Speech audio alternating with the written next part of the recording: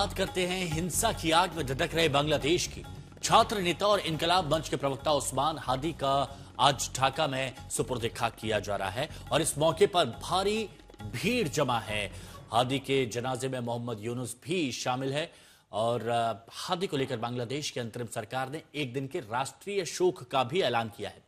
जनाजे को देखते हुए सुरक्षा के पुख्ता इंतजाम भी किए गए हैं। जैसा आप यहां पर देख सकते हैं, भारी संख्या में भीड़ यहां पर मौजूद है और हादी को सुपुर्द खाक किया जा रहा है। यहां पर एहतियात भी बरती जा रही है। ये ध्यान रखा जा रहा है कि कहीं माहौल बिगड़ ना जाए और इसी को लेकर विशेष सुरक्षा के इंतजाम किए गए हैं। हादी के जनाजे में मोहम्मद यूनुस भी शामिल हुए हैं। ये बड़ी खबर इस वक्त की आपको बता रहे हैं। ढाका में उस्मान हादी को आज सुपुर्द खाक किया जा रहा है और वो प्रक्रिया इस वक्त जारी है सुपुर्द खाक करने की। हादी के जनाजे में मोहम्मद यूनुस भी शामिल हैं। माहौल खराब हो गया था जब यह खबर आई थी कि उस्मान हादी की हत्या कर दी गई है, गोली मारी थी उन्हें। उस वक्त उसके बाद सिंगापुर में उनको भर्ती कराया गया था, इलाज चल रहा था, लेकिन उनकी जान चली गई और उसके बाद बांग्लादेश में हालात बिगड़ गए। बांग्लादेश में अराजकता फैल गई, बांग्लादेश में तोड़फोड़ की गई, हिंसक प्रदर्शन किए गए, आगजनी की गई, पथराव किया गया और सुरक्षा बल वहां पर मूक दर्शक बना रहा। टारगेट किया गया, एक हिंदू युवक को बेरहमी से पीट दिया गया, मॉब लिंचिंग की गई और उसके शव को नग्न अवस्था में जला दिया गया बीच चौराहे पर और पुलिस वहां मूक दर्शक बनी रही। बांग्लादेश को इस वक्त जला डाला। बांग्लादेश धधक रहा है, हमले हो रहे हैं, तोड़फोड़ हो रही है, आगजनी हो रही है और अभी जो आप तस्वीरें देख रहे हैं ये उस्मान हादी के जनाजे की तस्वीर है जहां भारी भीड़ इस वक्त मौजूद है और भारी तादाद में लोग यहां पर मौजूद हैं, आए हुए हैं। लेकिन यहां पर भी ये जानकारी मिली कि हालात बिगड़ सकते हैं, तो ऐसे में विशेष सावधानी यहां पर बरती जा रही है। अब देखिए, उस्मान हादी की बात की जा रही है। कौन था उस्मान हादी? तो आप ऐसा समझिए, पूरा नाम था शरीफ उस्मान हादी। युवा छात्र नेता था और इनकलाब मंच का प्रवक्ता भी हादी थे। उसके साथ ही 2024 के छात्र आंदोलन में शामिल हुए। 2024 में जो हुआ वो सबने देखा, छात्र आंदोलन में शामिल हुए। 2024 के छात्र विद्रोह के बाद एक नेता के तौर पर उभर के आए, लोगों के बीच में अपनी जगह बनाई और हसीना की सरकार गिराने में उस्मान हादी का हाथ था, शामिल थे उस वक्त। 12 दिसंबर को उस्मान हादी को गोली मार दी गई थी बीच सड़क पर जब ये जा रहे थे। बाइक सवार हमलावर आते हैं, गोली मारते हैं और उसके बाद वहां से फरार हो जाते हैं। अब उसके बाद इलाज कराया जाता है और सिंगापुर भेजा जाता है, लेकिन इलाज के दौरान सिंगापुर में उस्मान हादी की मौत हो जाती है। और जैसे ही ये खबर आती है उसके बाद से दंगे शुरू हो जाते हैं, उसके बाद से तोड़फोड़ शुरू हो जाती है, आगजनी शुरू हो जाता है, पथराव शुरू हो जाता है, मीडिया हाउस को टारगेट किया जाता है, यहां तक कि हिंदुओं को भी टारगेट किया जाता है। सुमित चौधरी हमारे सहयोगी हमारे साथ में जुड़े हुए हैं, इंद्रजीत भी हमारे साथ में जुड़े हुए हैं। सुमित, आज हम ये तस्वीरें भी देख रहे हैं, उस्मान हादी के जनाजे सुपुर्द खाक जो किया जा रहा है, भारी तादाद में लोग वहां पर शामिल हैं, भीड़ बहुत ज्यादा शामिल है। अभी वर्तमान के हालातों को देखते हुए आपका अनुभव क्या कहता है? बांग्लादेश किस ओर जा रहा है? देखिए, अगर आप पिछले 18 महीनों से आकलन करें खास तौर पे, तो आपको नजर आ जाएगा कि बांग्लादेश में हर दूसरे दिन, हर हफ्ते गृह युद्ध जैसी स्थिति पैदा हो जाती है। अगर आप 2 आंकड़ों पर अगर नजर करें खास तौर पे, तो आप नजर आएगा आपको हिमांशु की पिछले 18 महीनों में करीब-करीब हिंदुओं पर जो अटैक हुए हैं, 23-24 से ज्यादा हिंदू लोगों पर अटैक हुए हैं, करीबन 150 से ज्यादा मंदिरों को तोड़ा गया है और ये घटनाक्रम लगातार तब हो रहा है जब इंटरिम गवर्नमेंट के जो चीफ है मोहम्मद यूनुस, वो इस बात को कहते हैं कि ये ज्यादातर चीजें नए बांग्लादेश की चीजें हैं। बांग्लादेश में लगातार तरक्की हाँ। हो रही है, बांग्लादेश लगातार पीस की तरफ जा रहा है। लेकिन ये आंकड़े जो ह्यूमन राइट कमीशन ने भी, आप बता दें कि उन्होंने भी इन बातों की पुष्टि की थी कि देखिए, बांग्लादेश की स्थिति में कई ऐसे गंभीर चीजें हो रही हैं जो ठीक नहीं है। तो ये आप मानिए कि ये सारी चीजें बांग्लादेश में हो रही है। दूसरी तरफ एक और आंकड़ा है, एक और चीजें हैं जो अपने आप में बयां करती हैं कई चीजों को।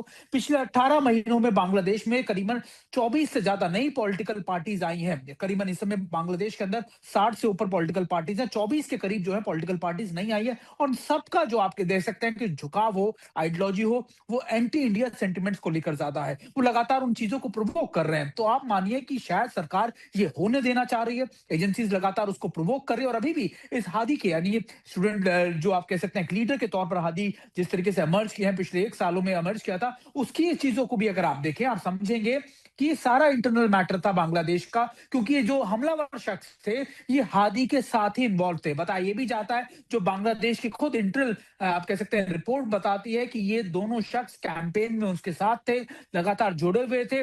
और मोटरसाइकिल जब ऑटो में बैठकर हादी निकल रहे थे तब इन्होंने मोटरसाइकिल पर आगे उनको फॉलो किया और फिर उनको गोलियां उन पर दागी। लेकिन सारी चीजों को कैसे बदलाव किया एंटी इंडिया सेंटिमेंट्स ने, वो भी हमने लगातार देखा। तो शायद अगर आप देखें, एक आपने क्योंकि सवाल ये पूछा था कि बांग्लादेश किस तरफ जा रहा है, बांग्लादेश दरअसल एक एंटी इंडिया सेंटिमेंट्स की तरफ जा रहा है, जिसको शायद वहां की सरकारें ही भी प्रोवोक कर रही हैं। हिमांशु। इंद्रजीत भी हमारे साथ में, एंटी इंडिया सेंटिमेंट्स ये बनाने की कोशिश की जा रही है। तो इंद्रजीत, क्या यहां पर लगता है कि जो कट्टरपंथी हैं वो ये चाहते हैं कि लोकतंत्र का राज बांग्लादेश में ना रहे, बांग्लादेश में वही अराजकता का माहौल रहे, ताकि तानाशाही वहां पर की जा सके, लोगों की आवाजों को दबाया जा सके और मन मर्जी की जा सके कि चाहे जिसको मन चाहे उसको दबा दिया, उसको कुचल दिया?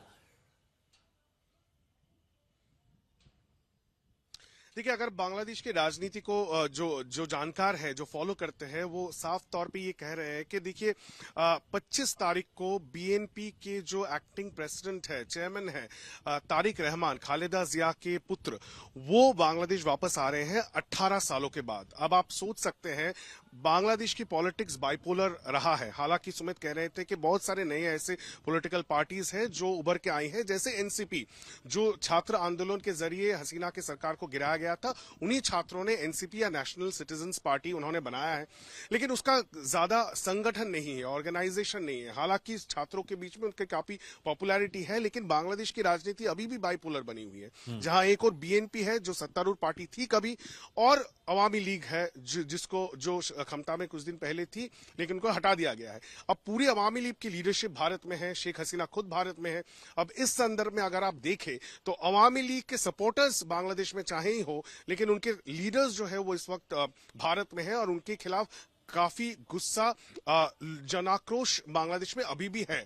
और बीएनपी का जो लीडरशिप है उसको भी आप अगर देखें तो खालिदा जिया खुद मौत के साथ जूझ रही हैं, लड़ाई कर रही हैं। वो बहुत ही क्रिटिकल सिचुएशन में इस वक्त अस्पताल में है। यही कारण है कि उनके बेटे 18 सालों के बाद जो एक्साइल में थे, बाहर रहते हैं, वो वापस बांग्लादेश आने की कोशिश कर रहे हैं और 25 तारीख को आएंगे। तो लोग जानकारी मानते अच्छा इंद्रजीत, मैं आपको कुछ देर के लिए रोकता हूं, क्योंकि अभी बांग्लादेश से जो पत्रकार हैं सलाउद्दीन शोएब चौधरी साहब, वो हमारे साथ में जुड़ चुके हैं। सलाउद्दीन शोएब चौधरी साहब, हमने देखा बांग्लादेश में मीडिया हाउसेस पर भी कैसे हमले हो रहे हैं, पत्रकारों को भी निशाना बनाया जा रहा है।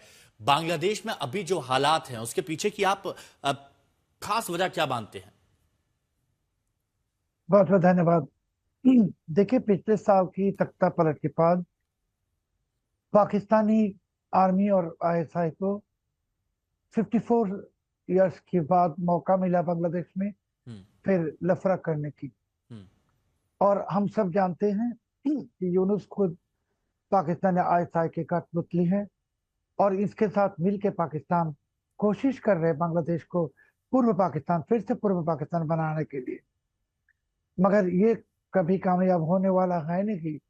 और जैसे मेरे एक सम्मानित को पैनलिस्ट कह रहे थे कि जो नेशनल सिटीजन्स पार्टी, इसके पॉपुलरिटी है नहीं, इसके एक तरीके के पागलपन है लोगों की दिल में। मगर जब आप वोट की बात करेंगे तो अवामी लीग या बीएनपी, ये दो बड़े पार्टी की ही वोट बैंक की 80 to 85% है, और जमात इस्लामी और इस्लामी सारे दल पार्टी को मिला के वोट बैंक है 6 to 7%, और एनसीपी का वोट बैंक है 0.02%।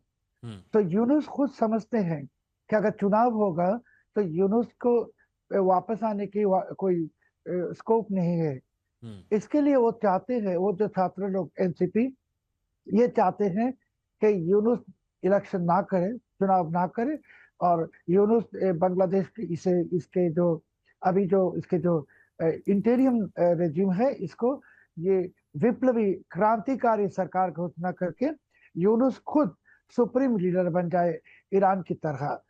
और ये अगर बनने की जो कोशिश है, इसके लिए इसका कारण वो जो फरवरी 12 की इलेक्शन की जो घोषणा थी, आप देखेंगे उस दिन भी इलेक्शन के साथ साथ एक रेफरेंडम भी हो रहा है। और रेफरेंडम क्या करेगा, ये जुलाई चार्टर है उनकी, इसको अप्रूव कर देगा। जब जुलाई चार्टर अप्रूव हो जाता है तो ये कॉन्स्टिट्यूशन के ऊपर स्थापित होगा, यानी जो प्रेसिडेंट है, आर्मी चीफ है, सबकी नौकरी चली जाएगी। और उसी दिन से 12 फरवरी से ही यूनुस सुप्रीम लीडर बनेगा और बांग्लादेश चले जाएगा जो रेवोल्यूशनरी सरकार, या आप कहिए कि खिलाफती सरकार ईरान की तरह। लेकिन चौधरी साहब, कुल मिला के हम ये कह सकते हैं कि आईएसआई के हाथों की कठपुतली बने हुए हैं इस वक्त मोहम्मद यूनुस। लेकिन एक बात बताइए, जो मुट्ठी भर ऐसे लोग हैं, उनसे कहीं ज्यादा तादाद में वो लोग हैं बांग्लादेश के जो एक मजबूत लोकतंत्र चाहते हैं, लेकिन उनको मिल नहीं पा रहा। तो कैसे बांग्लादेश को पटरी पर लाया जाएगा? देखिए, बांग्लादेश की पॉपुलेशन 18 करोड़, मगर ये जिहादियों की टोटल संख्या 4 लाख से ज्यादा नहीं थी। मगर इनके पास तो हथियार है, वेपन है, एक्सप्लोसिव है, गोला बारूद है। आपने देखा है कि जो डेली स्टार और प्रथमालों में ये जिहादियों गए थे, जो डेली स्टार में आग लगाने के लिए प्रथमालों में, और आर्मी ने 20 मिनट की मोहलत मांगा था उनसे कि 20 मिनट के वक्त दे दो, हम जर्नलिस्ट को निकालते, बाद में तुमको जो जी चाहे कर लो।